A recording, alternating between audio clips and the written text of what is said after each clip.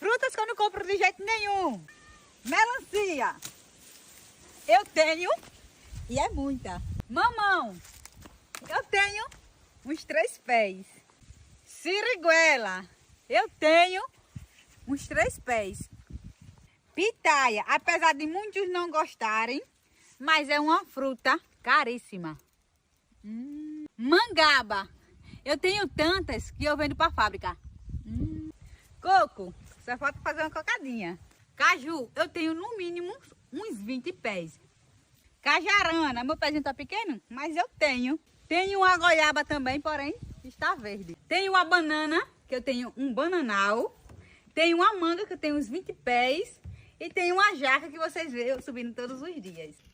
Vamos ver se tá boa. Essa tá no ponto, viu? Vamos ver. Aqui eu vou fazer um pouquinho de inveja a vocês. Comer a casca no fundo. É broca.